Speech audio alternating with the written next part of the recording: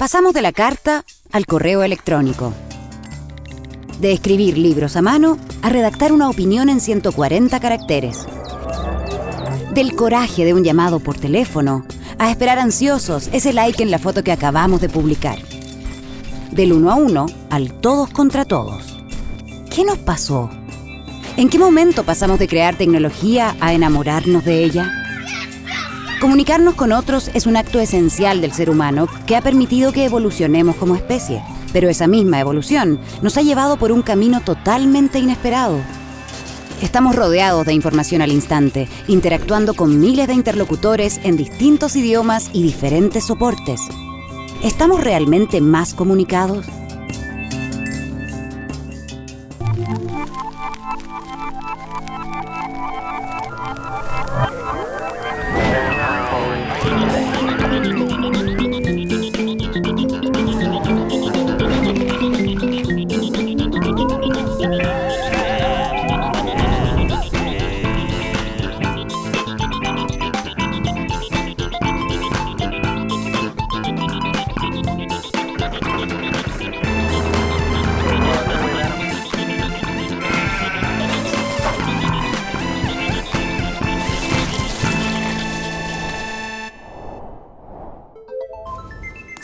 Desde nuestro primer llanto para pedir comida hasta el último WhatsApp que mandamos esta mañana, la forma en que nos comunicamos va moldeando nuestro cerebro.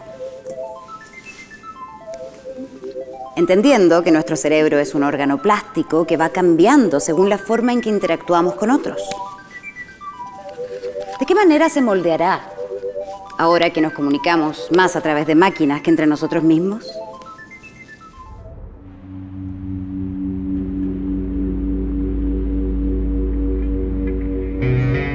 El cerebro es un órgano tremendamente plástico. Desde hace aproximadamente 20, 30 años, sabemos con certeza que el órgano cerebral muta todo el tiempo, se modifica por todo lo que nos pasa. Cada vez que aprendemos algo, cada vez que ocurre algo importante en nuestras vidas, ocurre algo importante en nuestro cerebro.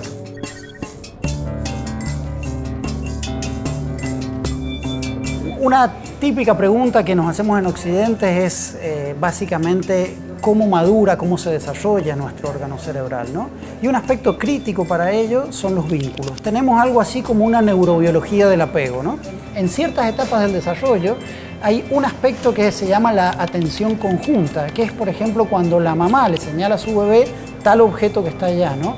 El bebé no mira el dedo, sino que mira el objeto. Es decir, aprende desde la mirada del otro a conocer el mundo. Básicamente es poder dirigir la atención de uno mismo desde lo que el otro está mirando. Este hito evolutivo es crucial, es un predictor del lenguaje y de la adaptación psicosocial. En la medida que vos desarrollás atención conjunta de forma adecuada, vos empezás a comprender mejor el mundo.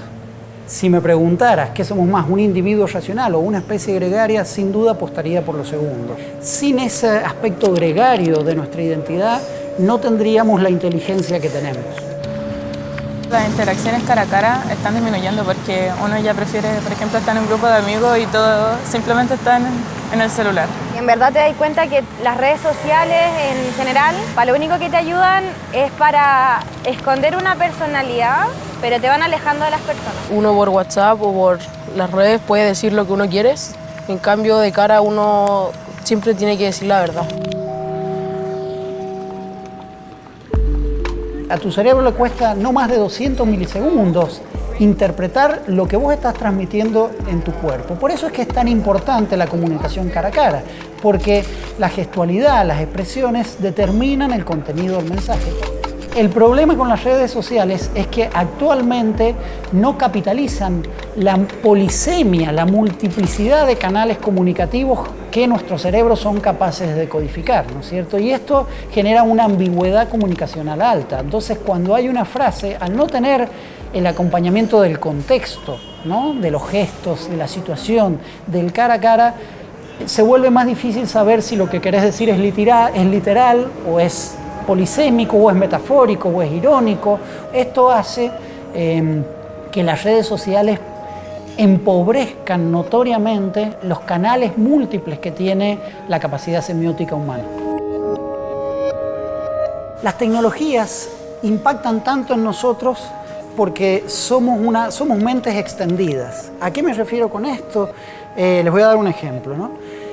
Si vos ves a un ciego caminando, ¿no? Lo que el ciego percibe no es la parte superior del bastón, percibe la punta del bastón y a través de su capacidad de ficción puede reconstruir el mundo en el que se está moviendo.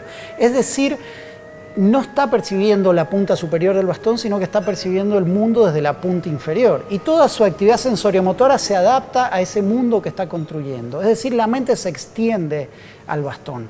Esa extensión de la mente ocurre de forma exponencial en las tecnologías. Ya no necesitamos memoria para los teléfonos, ¿no? Porque está extendida nuestra memoria en un teléfono. Ahora, ¿por qué sucede? Sucede porque nuestro cerebro es un órgano tremendamente plástico. Para poder extenderse, ¿no es cierto?, en el mundo a través de las tecnologías, para poder asimilar las tecnologías, nuestro cerebro debe cambiar.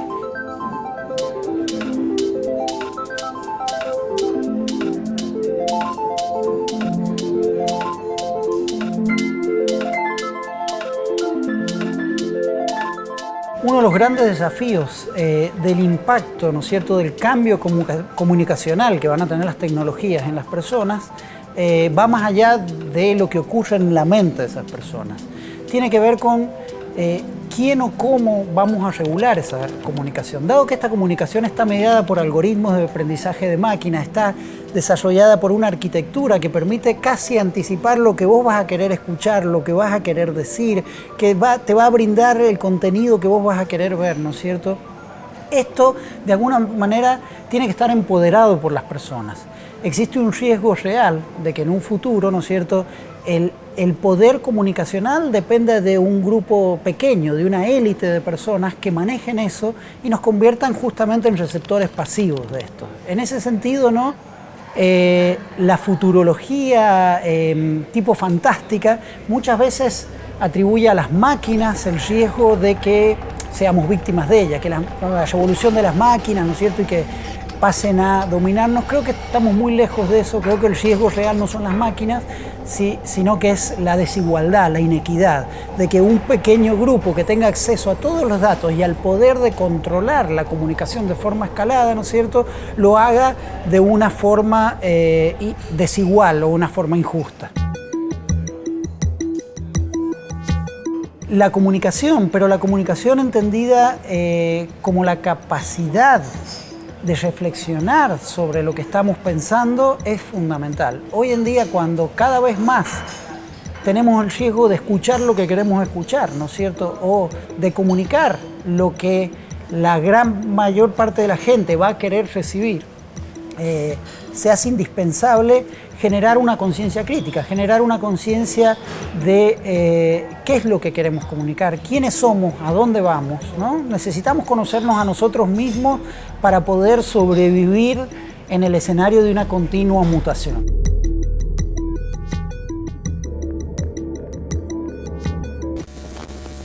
Mi abuela le escribía unas cartas de amor a mi abuelo que parecían libros. En cambio ahora, una imagen dice más que 1000 palabras. ¿O menos? E viene del japonés imagen. Mo viene de escribir. Y ji viene de personaje. Así se forma la palabra emoji. Hace 20 años, Shigetaka Kurita creó 176 iconos dibujados en cuadros de 12 por 12 píxeles. ¿La razón? Los emails estaban limitados a tan solo 250 caracteres. Nacieron los emojis y con ello cambió para siempre nuestra comunicación. Ahora haces notar tus estados de ánimo y ahorras valiosos caracteres. En la actualidad contamos con casi 3000 emojis y la lista sigue creciendo. El consorcio Unicode se encarga de recibir las propuestas que deben incluir gráficas, significado y relevancia. Esta verdadera real academia del emoji está conformada por organizaciones como Google o Microsoft. Un cubo de hielo, un mate y una persona en silla de ruedas fueron recientemente aprobados. ¿Y tú? ¿Qué esperas para crear tu propio emoji?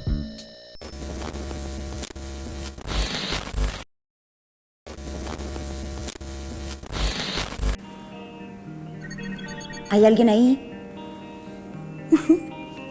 Cuando chica me encantaba jugar a hablar por teléfono, pero ahora con él puedo tomarme una selfie, hacer un video de mi gato, compartirlo con todos mis amigos y tener cientos de likes.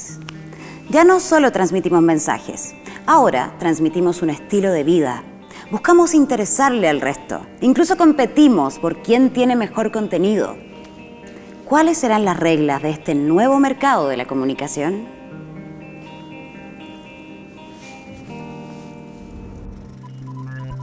La forma de comunicarnos cambió. Si antes necesitabas de un diario o un programa de televisión para llegar con tu mensaje a muchos receptores, hoy, con la irrupción de las redes sociales, el panorama es muy diferente. Una vez que publico algo, no solo puedo llegar a más receptores de los que jamás pensé llegar, también pierdo el control de quién y por dónde se está compartiendo este mensaje. El doctor en sociología Arturo Arriagada estudia este reciente y veloz cambio de paradigma que estamos viviendo. ¿Cómo nos estamos comunicando en la era digital? La comunicación, antes de la masificación de las tecnologías digitales, funcionaba en esta lógica, desde un emisor a un receptor.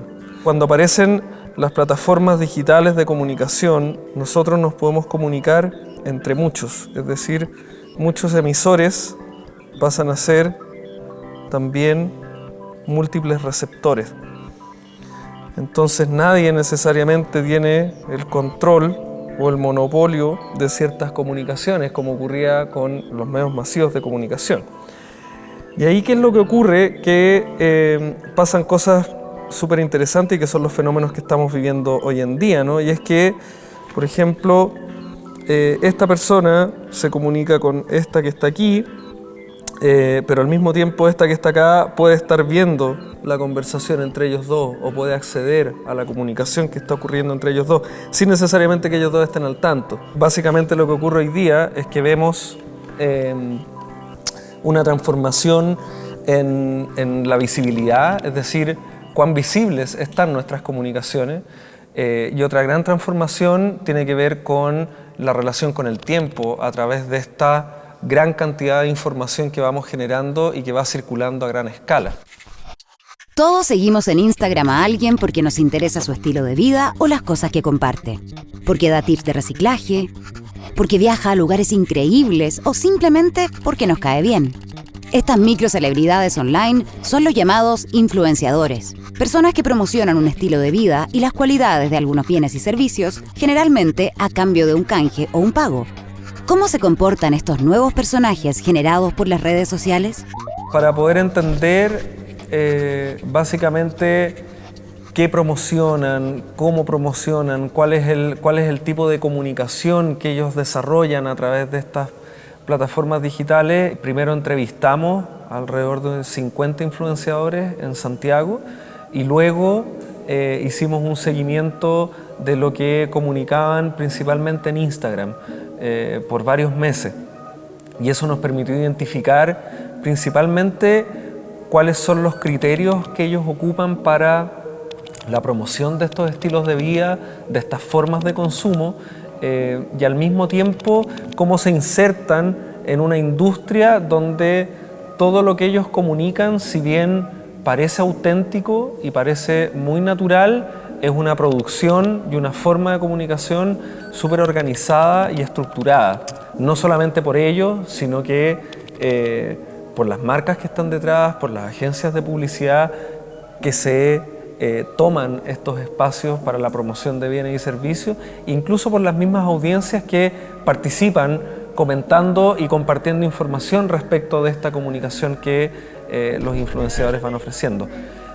Esta idea de ser un influenciador gatilla el cierto entusiasmo por querer ser parte de ese grupo de personas donde no todos llegan y donde hay un volumen de gente que está haciendo como si fuera un influenciador, promocionando productos y no necesariamente entrando en esta relación comercial donde recibe pago, etcétera, etcétera.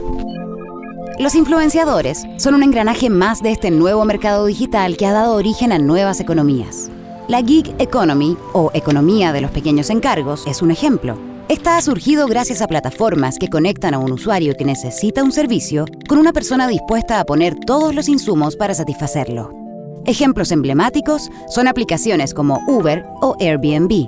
¿Cómo funciona esta nueva economía basada en la comunicación entre personas? En términos súper simples, la gig economy descansa en juntar oferta con demanda a través de las plataformas, siendo las plataformas también un actor importante porque establece ciertas reglas del juego, cobra también una comisión que le permite generar ganancias y hacer operar de mejor forma esta plataforma. Y lo que estamos viendo hoy, que algunos lo ven como algo malo y otros lo ven como algo muy bueno, es que cualquiera de nosotros puede ofrecer su servicio en una plataforma y, por ejemplo, trabajar por hora. Pero al mismo tiempo esto es el resultado de lo que han llamado una precarización que ha ocurrido a lo largo del tiempo, donde la liberalización de los mercados ha generado que hoy día, donde la misma automatización de ciertos procesos que antes los hacían humanos y hoy día los están haciendo máquinas, derive en que el trabajo se convierta en un pago por hora entre dos personas que no se conocen y que no tienen ninguna relación contractual. Hay una cosa de comunidad que permiten estas plataformas, la construcción de comunidad, que es muy interesante. Yo creo que, siendo muy optimista, lo que puede ocurrir ahí, y ojalá que ocurra, tiene que ver con formas de organización respecto de la sociedad que queremos. O sea, buscar maneras de conversar a gran escala. Y quizás eso derive en transformaciones, de que surjan nuevas economías. El futuro sigue estando asociado a las comunicaciones.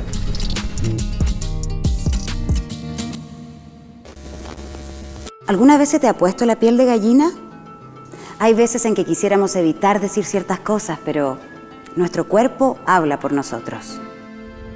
Cierra los ojos, tapa tus oídos. Ahora nos vamos a concentrar en el tacto. Nuestros movimientos, latidos y hasta el sudor también hablan por nosotros. ¿Qué tan conscientes somos de nuestro pulso cuando corremos peligro? ¿O del temblor de nuestras manos cuando estamos nerviosos? Las tecnologías ápticas, ¿qué? O del tacto, son capaces de leer estas señales y comunicarlas. ¿Aún no estás en contacto con tus emociones? No importa.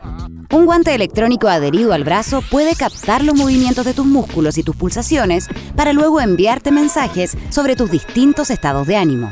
Y para aquellos con dificultades para comunicarse, se está creando un gorro con la capacidad de sonorizar emociones por medio de circuitos que leen la actividad cerebral.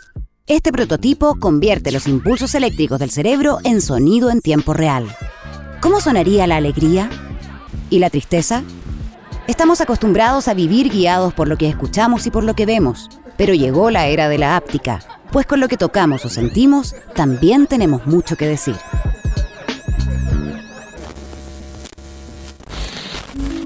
Jefe de hogar. ¿Qué es ser un jefe de hogar?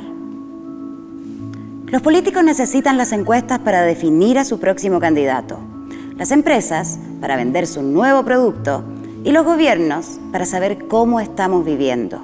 Hay encuestas acerca de todo, pero hoy más que nunca estamos cuestionando si esos resultados representan lo que realmente la gente piensa. Los seres humanos somos complejos. A veces decimos que sí cuando queremos decir que no. ¿Podrá la inteligencia artificial leer esas respuestas entre líneas?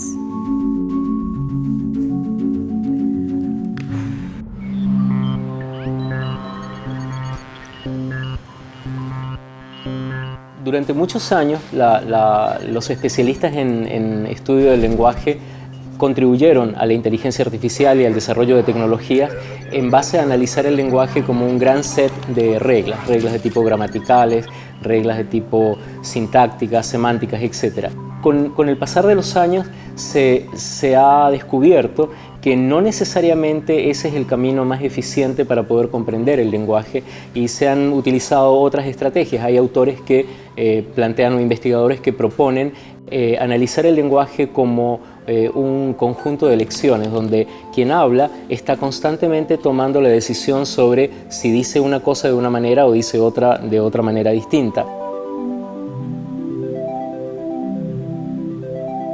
Al interior de Merlin Research trabajamos en muchísimas tareas, pero podemos agruparlas en dos grandes categorías. Hay una de ellas que se ocupa de la parte de investigación, de tratar, por ejemplo, de hacer encuestas en las cuales nuestros robots pueden llamar a cientos de miles de personas y obtener una cantidad de set de datos verbales y de contenido.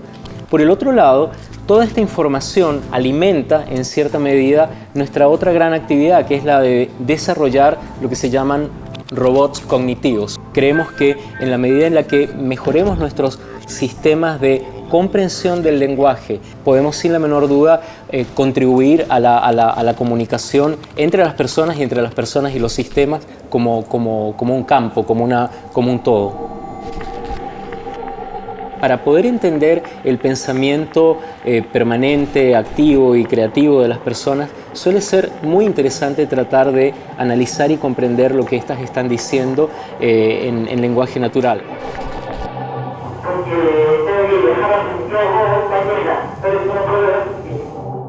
Esa expresión de porque no puedo asistir porque tengo que viajar a Santiago se transforma en estos mapas conceptuales, donde nosotros pudiéramos determinar que una de las razones frecuentes por las cuales las personas cancelan sus citas es viaje, ¿no? Viaje fuera de la ciudad.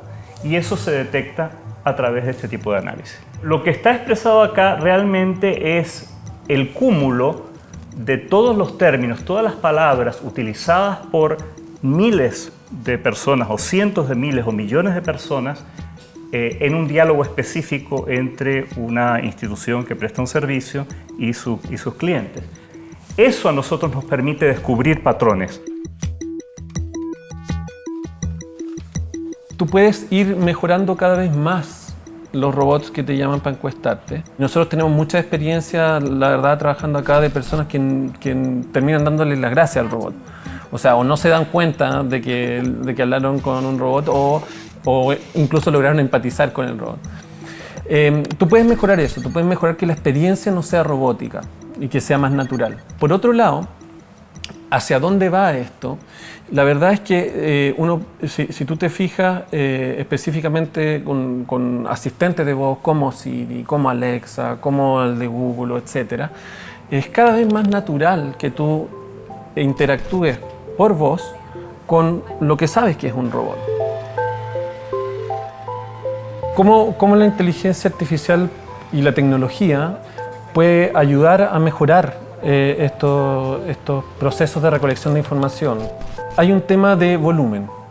Tú tienes la capacidad de levantar muchos más diálogos al mismo tiempo que los que harías utilizando personas. La inteligencia artificial lo que nos permite es tomar todo este dato desestructurado, todas estas respuestas a preguntas abiertas y nos permite ordenarla después. Nosotros podemos generar categorías después, pero después. La tecnología nos permite, y vía inteligencia artificial nos permite, mucho más que antes, el levantar y el procesar el dato de la pregunta abierta, que es realmente donde creemos que se agrega muchísimo valor. Tú antiguamente lo que tenías era una limitación de cómo procesaba y cómo metías, entre comillas, en una planilla, en un Excel, estas respuestas abiertas. Lo que nosotros normalmente nos encontramos es con un dato que es mucho más rico para poder entender realmente el fenómeno que uno quiere estudiar, cuando tú dejas vía preguntas abiertas o vía un diálogo, vía una conversación, que las personas se expresen libremente. En algún momento probablemente lo más importante que tenía nuestro proceso evolutivo era mantenernos vivos y calientes, por lo tanto el desarrollo del fuego tal vez era lo más importante. Más adelante el lograr generar cantidades de fuerza muchísimo mayores a las que teníamos como individuos y podíamos olvidarnos de la antiética práctica de la esclavitud, porque ahora teníamos máquinas que podían hacer lo que antes tenían que hacer esclavos. Cada día pareciera que el foco se centra más en nuestra capacidad de coordinarnos como especie, de generar ideas nuevas y de enfrentar problemas extraordinariamente complejos. En todo esto, definitivamente la comunicación es uno de los pilares. No creo que sea el único, pero sí es uno de los pilares centrales. Y en ese sentido, lograr desarrollar tecnologías que nos permitan comprender el lenguaje que hoy tenemos y probablemente inventar y diseñar nuevas formas de comunicación va a ser medular en mi óptica del progreso futuro.